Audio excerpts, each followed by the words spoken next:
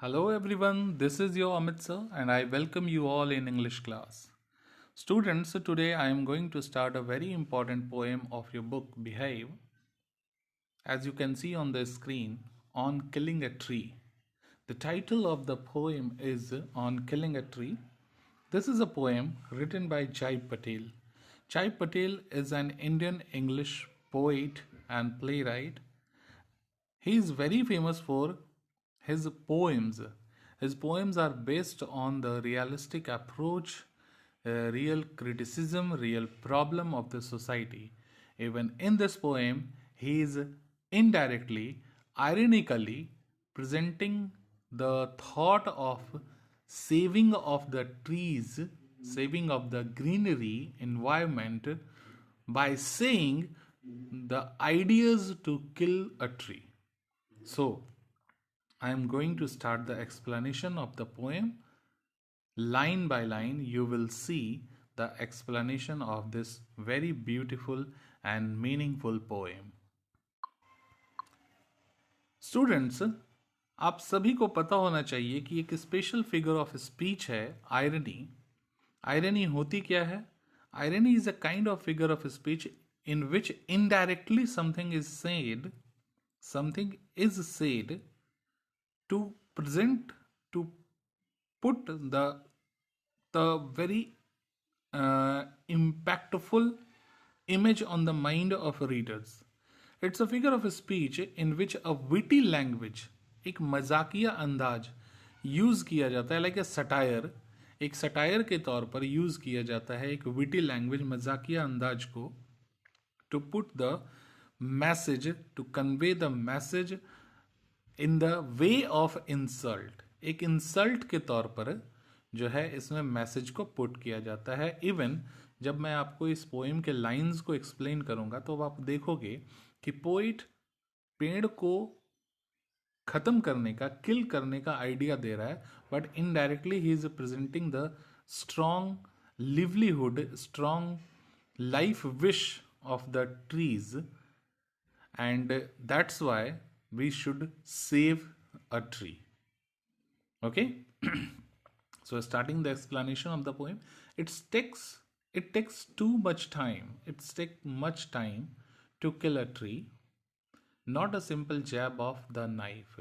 Means if you want to kill a tree, तब आपको सिर्फ एक जैब ऑफ नाइफ, चाकू के वार से इसको ख़त्म नहीं किया जा सकता है. इसको ख़त्म करने के लिए, to kill a tree, you need more effort, you need more power, more ideas, more ways to kill a tree. Okay, so what are those ideas? Will do it, it has grown. The poet is saying that ये कैसे बड़ा हुआ? It has grown, slowly consuming the earth, rising out of it, feeding up on its crust, absorbing years of sunlight, air, water, and out of its leprous hide. मतलब एक tree कैसे बड़ा हुआ है? तो ये स्लोली अर्थ को कंज्यूम किया, अर्थ की एनर्जी को कंज्यूम किया, धीरे धीरे इसने अपने आप को बड़ा किया. राइजिंग आउट, फीडिंग, मतलब ये चारों तरफ एनवायरनमेंट से फीड करके, खुद को फीड करके, खाते पीते हुए ये बड़ा हुआ. अपॉन इट्स क्रस्ट, अर्थ के क्रस्ट पे कोई भी ट्री जो है वो बड़ा होता है. ईयर्स ऑफ सनलाइट, बहुत सालों का सनलाइट का एनर्जी है इसमें, एयर है, वाटर है. And that's why a simple jab of knife, एक चाकू का प्रहार इसको खत्म नहीं कर सकता है. Okay, so now sprouting leaves. So hack and chop, hack and chop, but this alone won't do it. सिर्फ इससे होगा नहीं, हैक और चॉप से होने वाला नहीं है. Not so much pain will do it. इसको बहुत दर्द भी दोगे तो भी ऐसा कुछ होने वाला नहीं है. The bleeding bark will heal.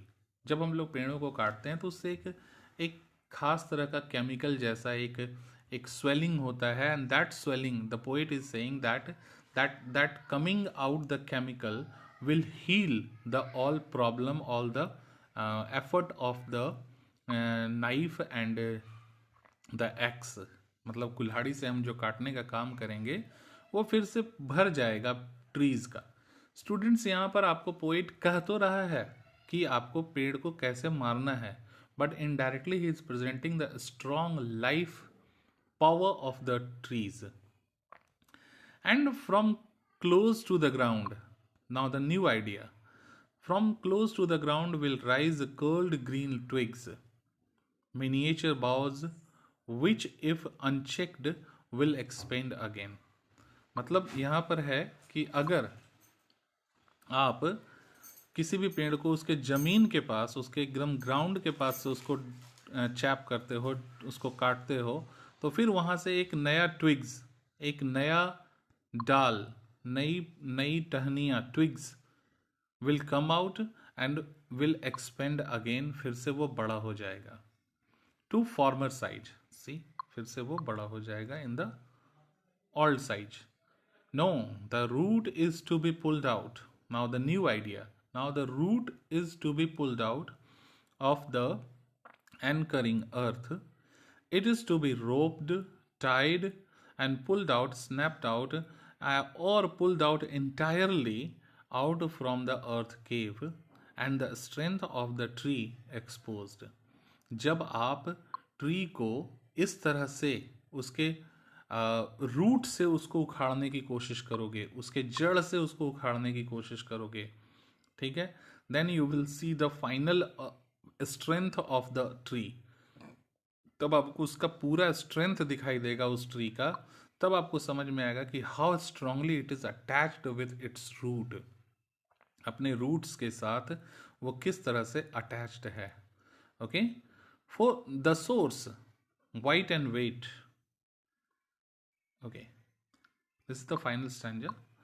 The source, white and weight, the most sensitive hidden for years inside the earth. These three lines are the definition, the characteristics of the root. तब वहाँ आपको पता चलेगा कि how strongly it is attached with the earth, sensitively hidden inside the earth. Then the matter of scorching, choking in sun and air, browning, hardening, twisting, withering, and then it is done. So finally, how can you kill the tree? When you will scorch out the roots of the tree from the earth, and you will put lots of damage and lots of problems and lots of effort to destroy the tree, then it will be done, and then the tree will be killed. So the full poem is giving you the ideas, the way to finally kill a tree. But अगर आप गौर से देखोगे तो इन सारे efforts के पीछे आपको एक किस चीज को मारना है, आपको किसको मारना है, एक सिंपल से ट्री को किल करने के लिए इतना एफर्ट, जो कि हम लोगों के लिए इतना फ्रूटफुल है, इतना लाभदायक है, हमें ऑक्सीजन देता है, फ्रूट देता है, स्वीट्स शेड्स देता है, तो उसके लिए इतना एफर्ट लगाओगे, then you will finally kill a tree. That's why the poet has used this witty language, मजाकिया अंदाज, कि आपको चलो मार ही देते हैं, चलो चलो बहुत प्रॉब्लम कर रहा है उसको मारते हैं, लेकिन मारोगे कैसे उसको, इतना तरह से मारना पड़ेगा, इतना तरह से किल करना पड़ेगा। Okay, and that's why the whole poem is the best example of a ironical poem. ये आयरनी है, that the poet is trying to give you the message to save a tree by saying to kill a tree. Okay, student, one more very important figure of speech in this poem, that the enjambment क्या होता है, जब poem के दो lines को मिला करके एक मीनिंगफुल सेंटेंस बनता है तो उसको हम लोग enjambment कहते हैं। जैसे, wait, I am giving you the example, बहुत सारे इंजैम्मेंट्स के लाइंस हैं यहाँ पे, so many lines are of enjambment. See, so hack and chop, but this alone won't do it like this way. Start के लाइंस बहुत सारे इंजैम्मेंट के थे। ओके, सो इंजैममेंट मीन्स जब आपको पूरे पोएम में लाइंस, एक सेंटेंस अलग अलग वेज में बिखरे हुए दिखाई दे, अलग अलग टुकड़े में दिखाई दे, तो उसको हम इंजैममेंट कहते हैं. So the poem is the best example of enjambment and irony both. So this is the final explanation of this poem on killing a tree, and hope you have understood. And if you have any doubt, then put your doubts, your comments in the message box, chat box. I will try to solve your doubts in the next video. Till then, have a nice day. Goodbye. Enjoy learning.